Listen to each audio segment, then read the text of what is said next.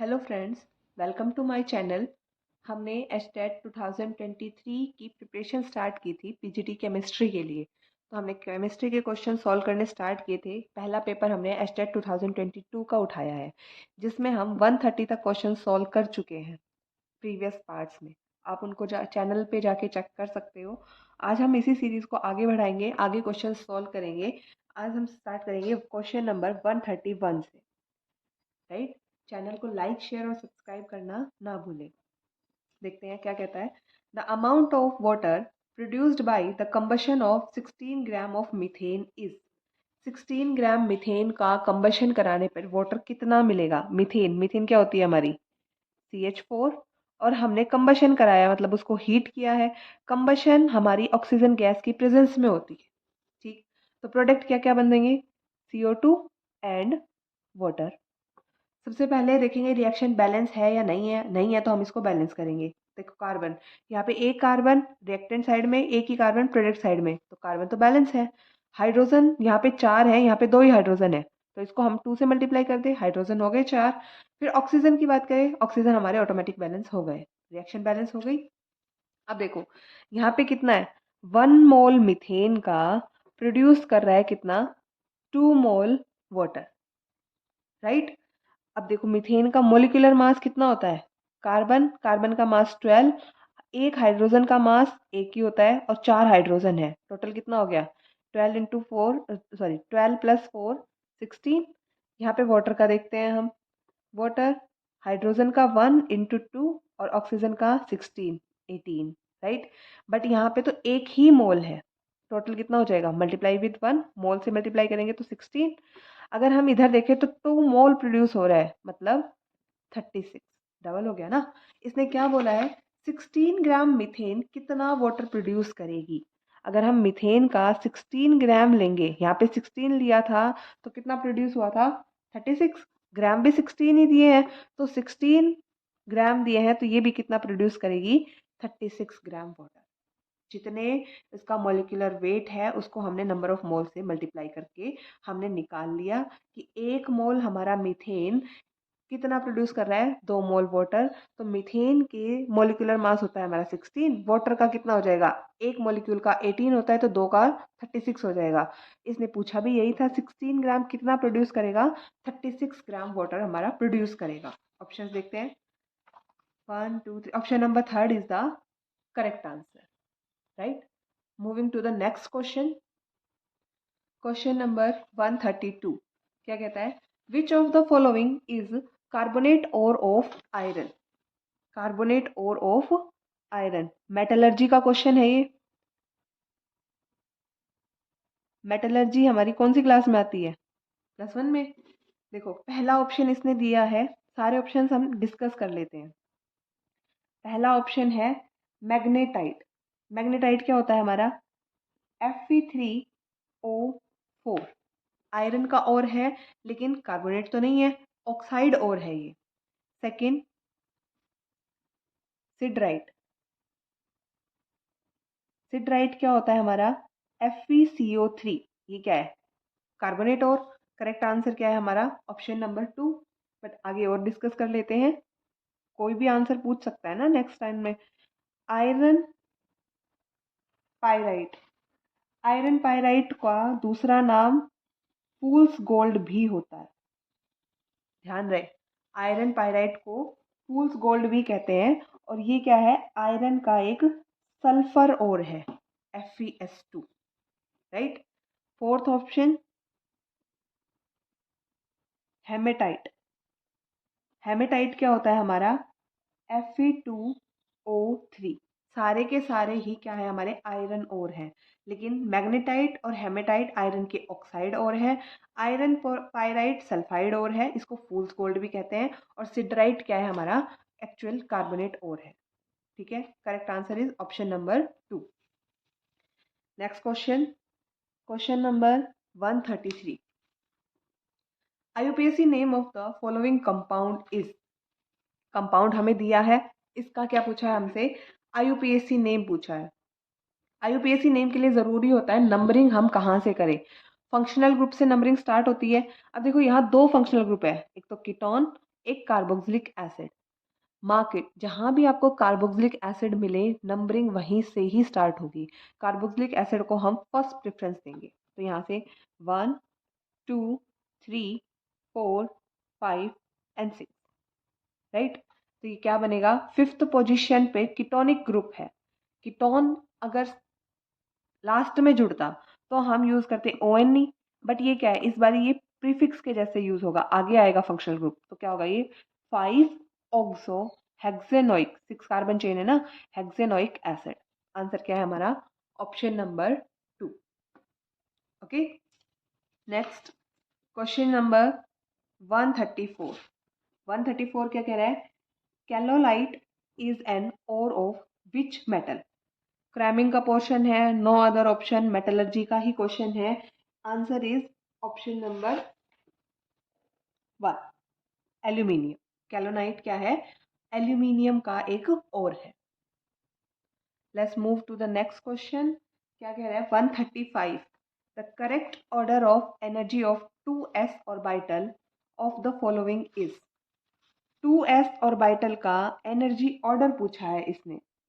देखो एनर्जी क्या होती है हमारी, एनर्जी का फॉर्मूला होता है -30.6 Z square divide by N square. 13.6 Z square upon N square. तो यहाँ से मैं ये कह सकती हूँ एनर्जी जो है वो मेरी डायरेक्टली प्रोपोर्शनल होगी minus Z square upon N square के। अब जेड तो देखो इसने क्या दिया है 2s ऑर्बिटल, और सबका क्या दिया है हाइड्रोजन, लिथियम, सोडियम और पोटेशियम के लिए। तो इसने क्या किया 2s ऑर्बिटल बोल के, ये क्या है 2 प्रिंसिपल क्वांटम नंबर, n की वैल्यू तो इसने सबके लिए फिक्स कर दी है। तो इस क्वेश्चन के लिए मैं डायरेक्टली ले सकती हूँ energy is directly proportional to minus Z square. और एलिमेंट इसने लिए hydrogen, lithium, sodium, potassium, right. Hydrogen atomic number, Z क्या है हमारा, देखो जेड इज द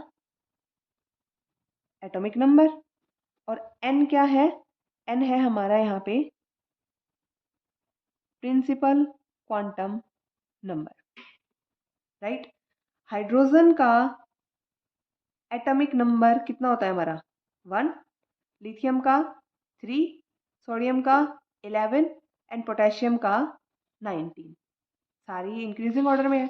अब जैसे जैसे जेड बढ़ेगा डायरेक्टली प्रोपोर्शनल है, जेड इंक्रीज होगा तो एनर्जी इंक्रीज होनी चाहिए थी, बट माइनस साइन है, माइनस साइन है तो क्या होगी, जेड के बढ़ने से एनर्जी घटेगी हमारी। और इसने एनर्जी ऑर्डर ही पूछा है हमारा, करेक्ट ऑर्डर ऑफ एनर्जी। तो क्या होगा, जेड जैसे जैसे बढ़ेगा एनर्जी कम होगी, मतलब हाइड्रोजन की सबसे ज़्यादा एनर्जी, फिर लिथियम की, फिर सोडियम की, और सबसे कम एनर्जी होगी हमारी पोटेशियम की। ये क्या है हमारा करेक्ट ऑर्डर है, मतलब ऑप्शन नंबर 1 हमारा क्या है करेक्ट आंसर है, राइट। आगे देखते हैं 136 क्या कहता है, which of the following complexes possesses sp3d2 hybridisation. Hybridisation पूछा, कोऑर्डिनेशन केमिस्ट्री का क्वेश्चन है। क्वेश्चन नंबर 136 क्या कह रहा है, कोबाल्ट पहला कॉम्प्लेक्स दिया है, cobalt F6 3 negative. Second complex इसने दिया है, ये हमारा फर्स्ट ऑप्शन, सेकेंड ऑप्शन है cobalt NH3 6 3 positive. Third option है हमारा cobalt oxalate ion thrice 3 negative. And fourth option है हमारा मैंगनीज कॉम्प्लेक्स दिया है साइनाइड के साथ, चार्ज है 3 नेगेटिव, राइट। ये 4 ऑप्शन दिए हैं, सॉल्व करते हैं 1 बाय 1। और क्या पूछा है इसने कि किसकी हाइब्रिडाइजेशन sp3d2 होगी। देखो पहला है, पहले हम इनकी ऑक्सीडेशन स्टेट निकालेंगे। ऑक्सीडेशन स्टेट निकालने के लिए हम क्या करते हैं, जिस मेटल का निकालना है उसको हमने x मान लिया, फिर लिगैंड का चार्ज, लिगैंड पे चार्ज कितना है, फ्लोरीन पे होता है -1, 6 लिगैंड है इक्वल्स टू इसका कॉम्प्लेक्स का चार्ज, राइट। तो x -6 इक्वल्स टू -3, यहाँ पे ऑक्सीडेशन स्टेट आ गई हमारी कितनी, +3। ऐसे ही सबकी ऑक्सीडेशन स्टेट हम कैलकुलेट कर लेंगे। यहाँ कोबाल्ट की कैलकुलेट करोगे तो आएगा कोबाल्ट 3 पॉजिटिव ऑक्सीडेशन स्टेट में, यहाँ पे कोबाल्ट कितना आएगा, यहाँ पे भी 3 पॉजिटिव ऑक्सीडेशन स्टेट में आएगा। ऑक्सलेट क्या होता है, ये हमारा 2 नेगेटिव चार्ज होता है ऑक्सलेट पे। देन मैंगनीज के लिए कैलकुलेट करेंगे यहाँ पे, तो मैंगनीज भी 3 पॉजिटिव आएगा। ठीक है, कोबाल्ट 3 पॉजिटिव और साथ में फ्लोरीन। फ्लोरीन कैसा है हमारा, वीक लिगेंड है। वीक लिगेंड होने की वजह से ये क्या करेगा, पेयरिंग ऑफ इलेक्ट्रॉन नहीं करवा पाएगा। कोबाल्ट 3 पॉजिटिव का मतलब क्या है, कोबाल्ट एटॉमिक नंबर कितना होता है 27। 27 मतलब इलेक्ट्रॉनिक कॉन्फ़िगरेशन होगी हमारी argon 18 4s2 3d7। Cobalt 3 positive oxidation state में 3 इलेक्ट्रॉन लूज कर देगा, 2 यहाँ से जाएंगे, एक यहाँ से, क्या बचेगा 3d6। ठीक है, 3d6 हो गया। ऑक्टाहेड्रल कॉम्प्लेक्स बनाएंगे हम, 1 2 3 4 5, ये 3d, देन 4s और ये 4p। तो 3d में कितने हैं, 6 इलेक्ट्रॉन, 1 2 3 4 5 और ये 6 इलेक्ट्रॉन। अब क्या होगा, ये 4s 4p, ऐसे ही आगे क्या होगी हमारी 4d ऑर्बिटल। हाइब्रिडाइजेशन इसकी क्या बनेगी, sp3d2।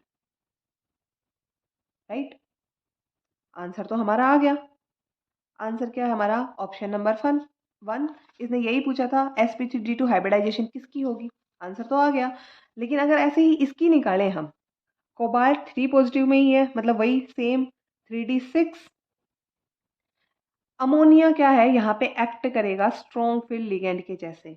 कोबाल्ट 3 पॉजिटिव मेटल के लिए अमोनिया एक बॉर्डर लाइन है। अमोनिया यहाँ पे एक स्ट्रॉन्ग फील्ड लिगेंड की तरह एक्ट करता है, ना कि weak field.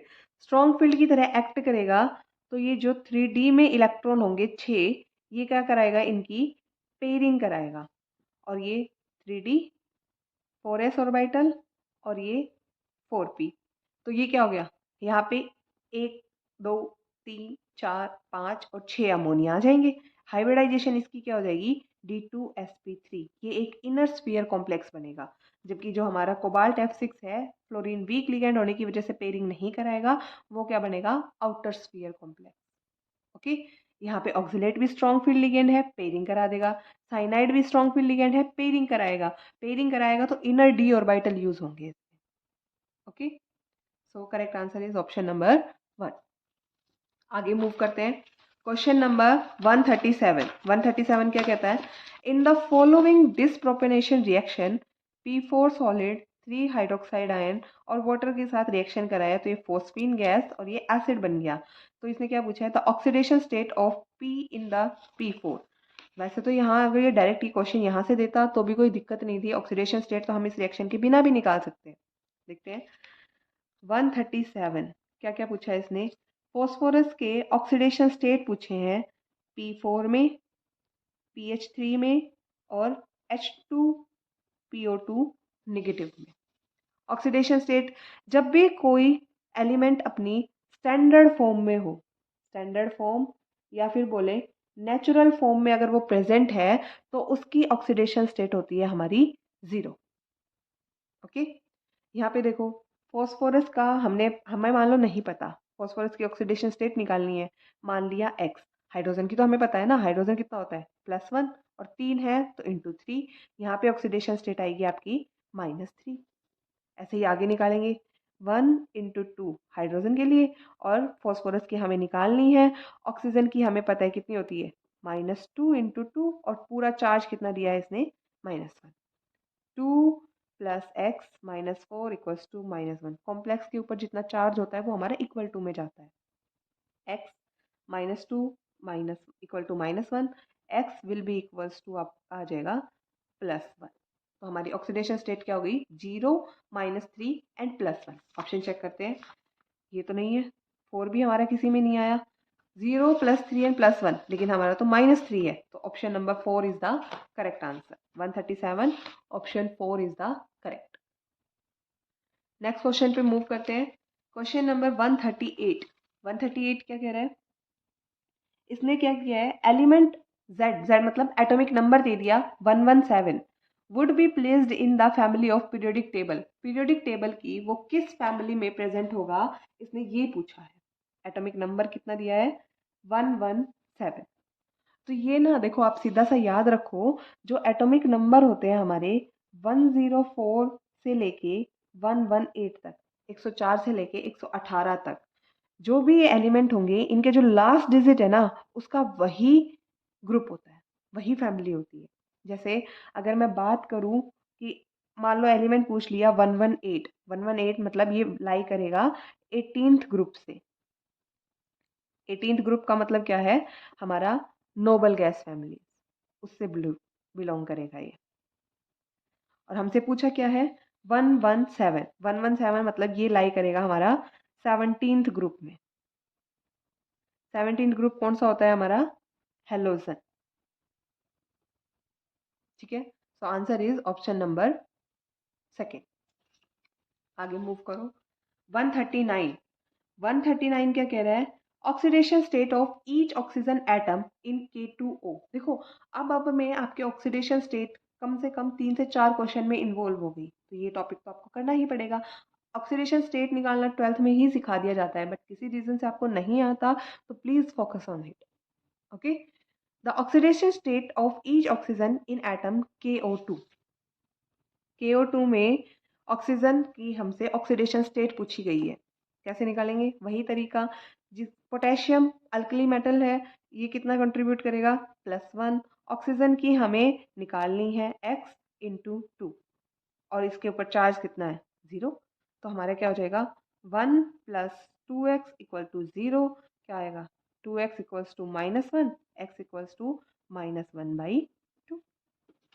Correct answer, option number third is the correct answer. Done. अगले क्वेश्चन पे चलो। Question number 140। 140 क्या कहता है, tris ethylene 1,2 diamine cobalt third sulphate is. Formula पूछा है हमसे, क्या बोला है, देखो, tris ethylene diamine, tris ethylene diamine मतलब EN का थ्राइस लिगैंड है ये तो। Tris ethylene diamine, ethylene diamine क्या होता है, CH2, sorry, tris ethane 1,2 diamine है, ट्रिस इथेन 1,2 डायामीन। तो यहाँ पे भी CH2 and then ammonia and ammonia, ये क्या हो गया, tris ethane 1,2 diamine cobalt third sulphate.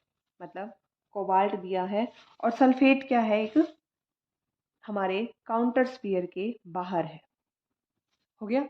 लेकिन इसने कोबाल्ट की ऑक्सीडेशन स्टेट कितनी दी है यहाँ पे, थर्ड, मतलब +3 ऑक्सीडेशन स्टेट में है। तो इस इक्वेशन को हमें बैलेंस करना पड़ेगा। हमें ये तो पता चल गया इसमें सिंबल क्या क्या आएंगे, एलिमेंट कौन कौन से आएंगे, लेकिन हमें ये नहीं पता कि ये बैलेंस्ड है या नहीं है। देखो, जैसे हम मान लो हमें बोला जाए मैग्नीशियम क्लोराइड बनाओ, तो हम क्या करते हैं, मैग्नीशियम और यहाँ पे क्लोरीन लेते हैं। अब हमें पता है मैग्नीशियम के ऊपर चार्ज होता है हमारा +2, क्लोरीन के ऊपर होता है -2। तो जैसे वो +1 में सिखाते हैं ना बच्चों को, क्या करते हैं, इसको मैग्नीशियम के पैर में लिखो +2, क्लोरीन के पैर में लिखो -1, और इन दोनों को क्रॉस कर दो, तो क्या बन जाएगा हमारा MgCl2। राइट, यही काम आप भी यहाँ करेंगे। कोबाल्ट की ऑक्सीडेशन स्टेट दी है +3, इथिलीन हमारा न्यूट्रल लिगेंड होता है, तो इस पूरे इस पार्ट की कितनी होगी हमारी +3, और सल्फेट क्या होता है -2। इन दोनों को क्या करा दो, क्रॉस करा दो, कोबाल्ट इथिलीन डायमीन थ्राइस, और ये क्या हो जाएगा, इधर आ जाएगा सेक, और यहाँ पे आ जाएगा सल्फेट पे थ्राइस। ये हमारा होगा करेक्ट फॉर्मूला। ऑप्शन चेक कर लो, ये नहीं होगा क्योंकि यहाँ पे देखो सिंगल सिंगल यूनिट दी हुई है, यहाँ पे 3 और ये 2 क्रॉस कर दिया, हमारा तो यहाँ 2 होना चाहिए, तो ये क्या होगा, option number 4 is the correct answer. Right, इसमें कुछ नहीं किया, लिगैंड को खोल के दे दिया, लिगैंड वही है हमारा, लेकिन यहाँ पे गड़बड़ क्या है, दोनों के 2 दे। Okay, correct option is option number 4। Thank you, that's all for today. बाकी के क्वेश्चन हम नेक्स्ट वीडियो में डिस्कस करेंगे। Like share and subscribe the channel. Thank you.